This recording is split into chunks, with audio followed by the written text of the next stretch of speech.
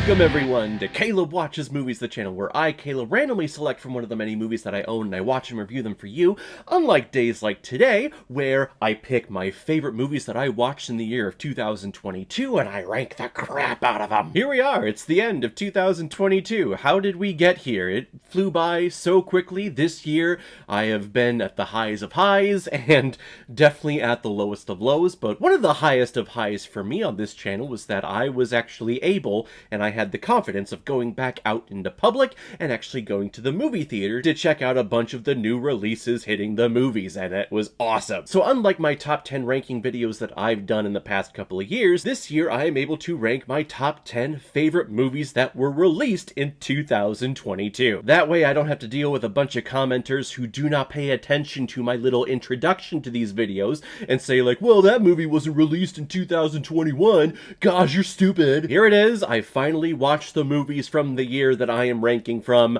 Are you happy now? So enough of me chit-chatting, let's talk about my 10 favorite films from 2022.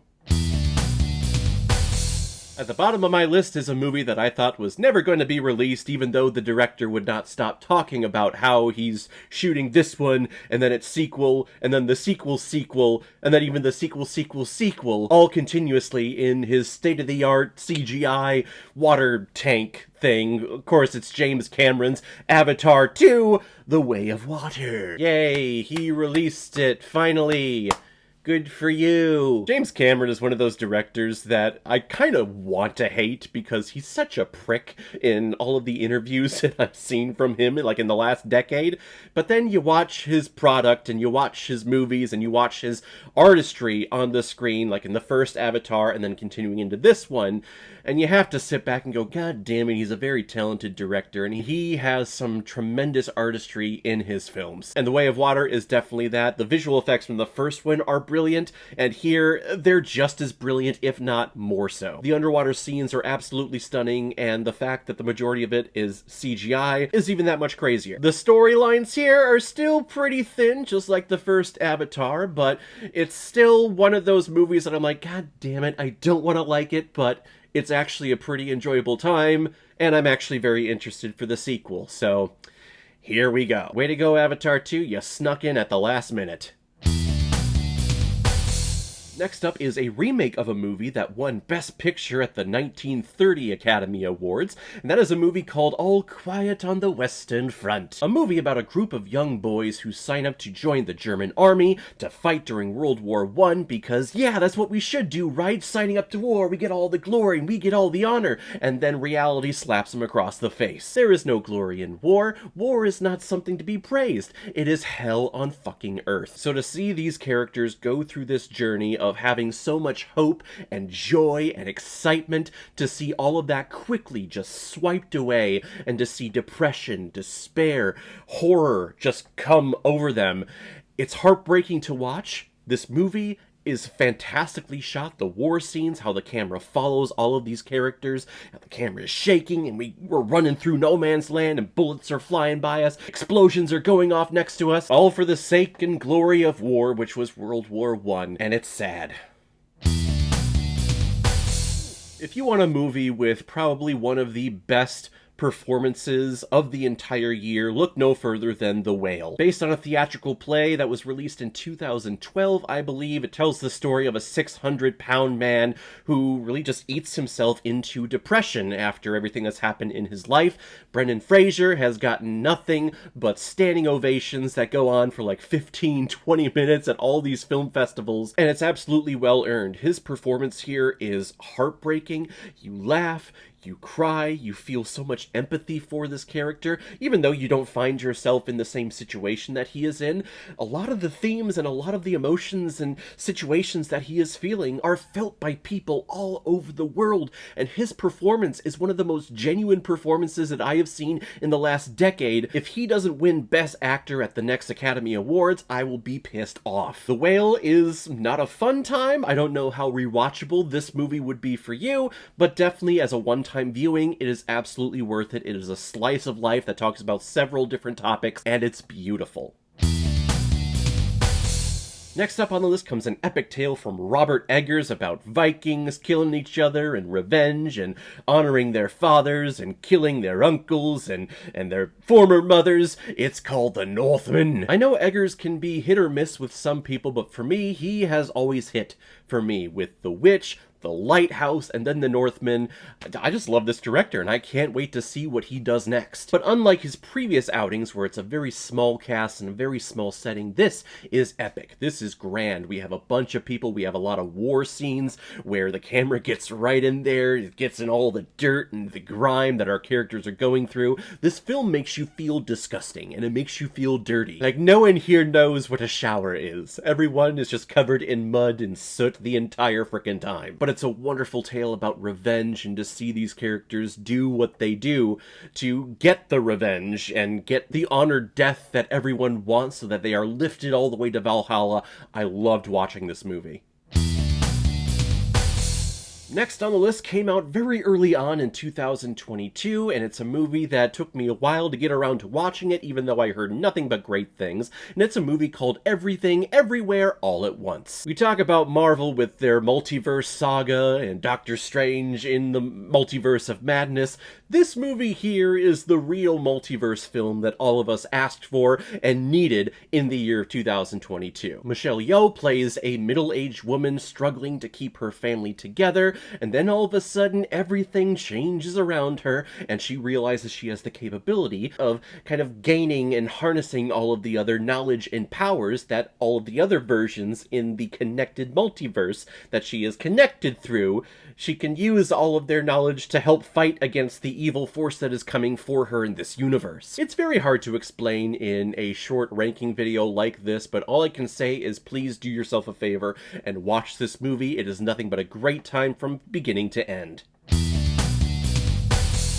At number 5 was one of the funnest times I had going to the movies this year, and that is an action thriller starring Brad Pitt called Bullet Train. A bunch of actors playing a bunch of different characters going after this one little MacGuffin, this one small little briefcase, and all of them have their own little agendas, different stories about how they got there, and their own hidden agenda is how they're all connected. I love stories like that, and I loved how this story kept on building and building on top of each other. There were points in here that I didn't see coming. I kept guessing who's going to survive and who's going to do what in here, and we have an amazing buddy cop duo of Brian Tyree Henry and Aaron Taylor Johnson that I just want to keep seeing on screen. It doesn't have to be in this franchise, it can be in any type of movie. I don't care, I want these two on screen because they were magnificent. One of the best pairings all year.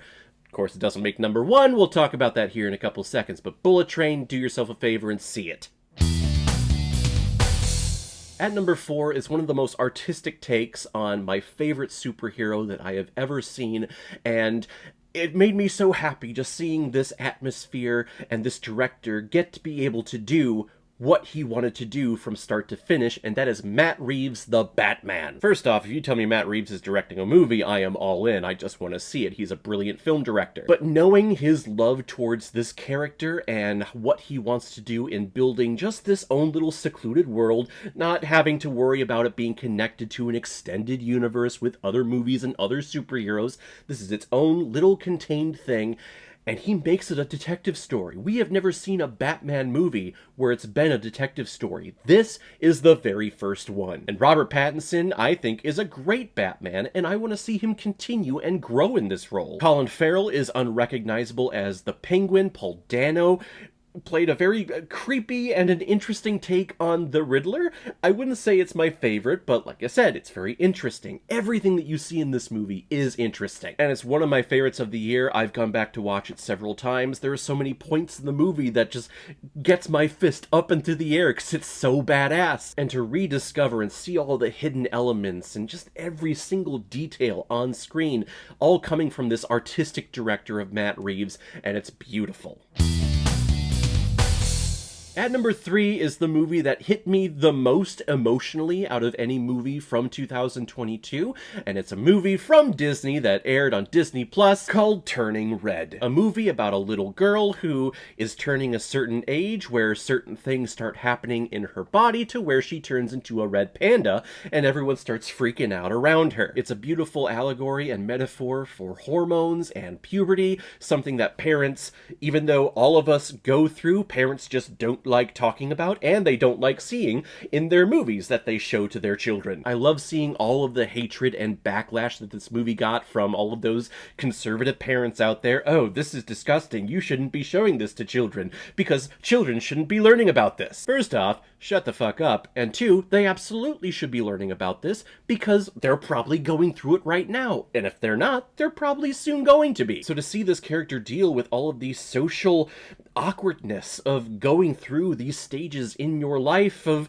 turning into that red panda or having that red panda kind of creep up on you depending on your emotional state or depending on how your body feels at certain points. I think it's a beautiful tale, and I think this is a must-watch viewing for all teenagers.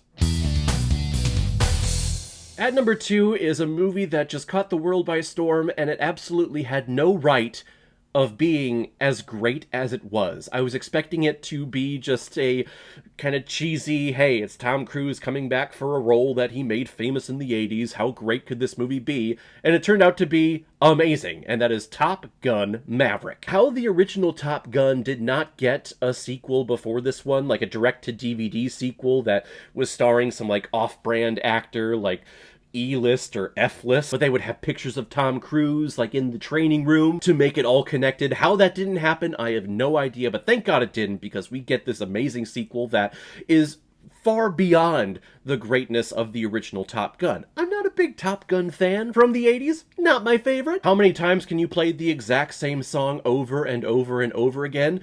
It kills it for me. Here, the soundtrack is great. The mission that they're going on actually makes sense in that they actually have a mission. The original Top Gun, there's really no mission. It was just a couple of guys in tighty-whities who play volleyball with each other and kind of wax each other's abs in the gym and get very, very close on each other. It was them competing against each other. Here, they actually have a mission that they're trying to complete, and they're trying to do it by bringing everyone back alive. I don't know how this was made. I don't know how this movie was made to it being such a great frickin' movie. Definitely the best that Hollywood here in the US has put out this year.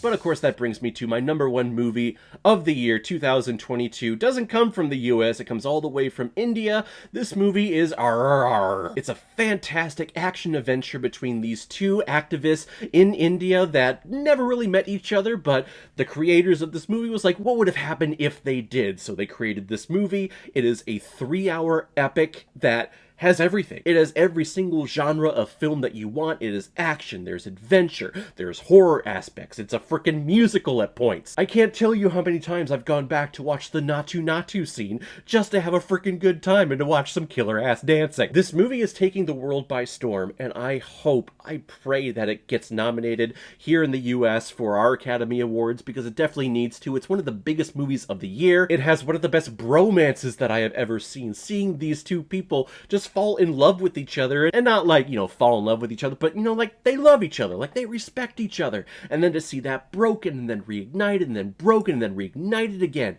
It's a wonderful adventure, and I will just keep watching this movie over and over and over again. My review of it is one of the best videos I've released in the last 5-6 years on this channel. So yeah, this movie is definitely number 1 for me. If you haven't checked it out, please do so. It is available here in the US, not in the original language, but it's available here in the US regardless, on Netflix. Go check it out, please. And that is my ranking of my favorite movies from 2022. What did you think of my list? Do you agree? Do you disagree? What is your ranking of all of the films that were released in 2022? Whatever you thought, comment below, let me know what you thought about it. And as always, if you like what you see here, if you like my take on movies, then hit the subscribe button and make sure you hit that bell so you know the next time I release my next movie review. So guys, I will see you next time on the channel, and I will see you next year, but in the meantime, be well, be good to each other, and go watch a movie.